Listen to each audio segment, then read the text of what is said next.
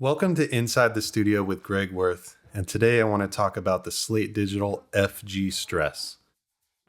By now, I'm sure you know exactly what this plugin is, as well as all the hype behind it and whatnot.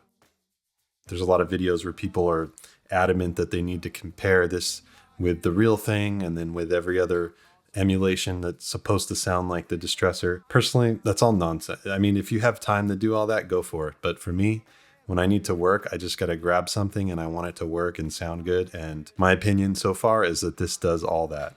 And I just want to give you some examples. The distressor it's kind of like one of the most versatile compressors ever made. It can almost sound like anything. It can do very subtle stuff to just very drastic. It can sound like an opto. It can sound like a FET, everything in between. This example is, I don't need to do a lot to these tracks because they're stems, so they're already kind of pre-processed, but I want to kind of show you how you can take it even further. For the drum track, let me just show you what it sounds like without anything on it.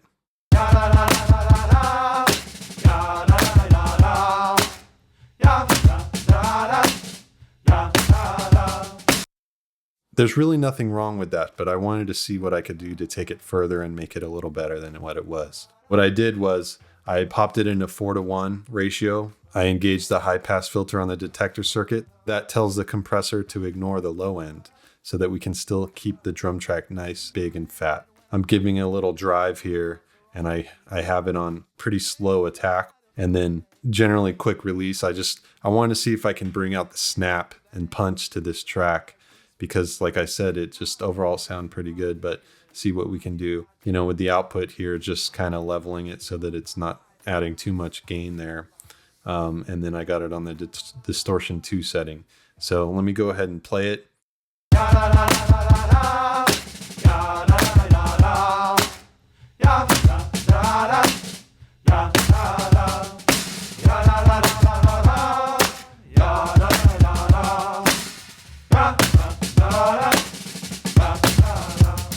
So it's not super drastic, but if you listen again, it kind of tightened things up too, the low end. So that might not necessarily be what the track needs. Don't judge me on that this is, the perfect settings or whatever, but I just kind of want to show how versatile this compressor is. All right. And so now let me kind of show you what's going on with the bass. So the bass is an upright, and again, there's leakage. Since it's upright, it's got a different characteristic than, like, say, an electric bass or whatever. The fingering and things, there's a lot of nice, cool things going on there.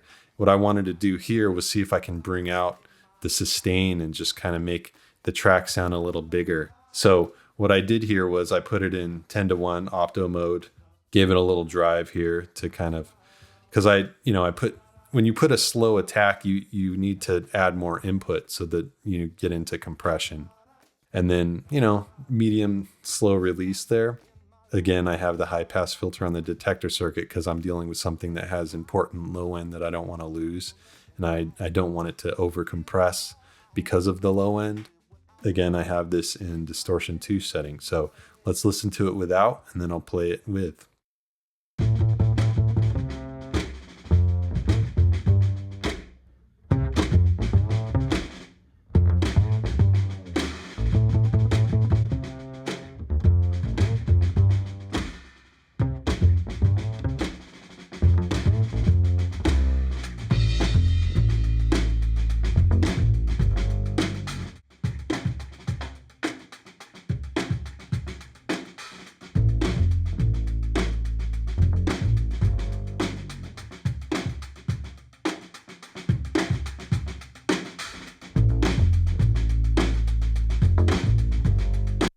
So again, very subtle, but hopefully you can kind of pick up that it just adds a little fatness to it and a little punch, and it just kind of sustains those low notes a little longer.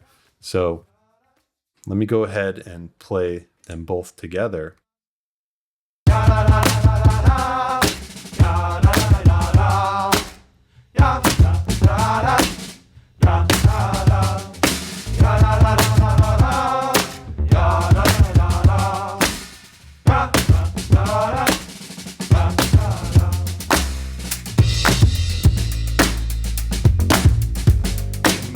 I dream of life in my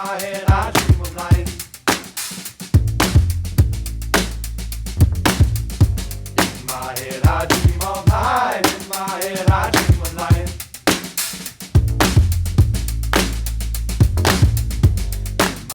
Okay, so hopefully you can hear that again. Not super drastic, but just to show you how you can kind of be a little subtle, but still add some nice character to it. What are my overall thoughts of this plugin? I think it's great. I honestly don't know what I would change. I guess if I could have everything, what would I want? Maybe bigger interface. Even on the Raven, which tends to show plugins a little bigger, I still feel like this is a tad smaller. I guess I'm getting spoiled because a lot of plugin companies now are coming out with an option where you can kind of drag from the corner and make plugins full screen or larger, and you can also make them smaller and whatnot. So does that affect the sound? No, it's not a big deal, but just something. So thanks for taking the time to watch this video. If you have any questions, feel free to throw them in the comments below. And like always, subscribe to the YouTube channel. Check out my website. I have a newsletter. I'll keep you up to date with everything going on, and hope to see you again soon.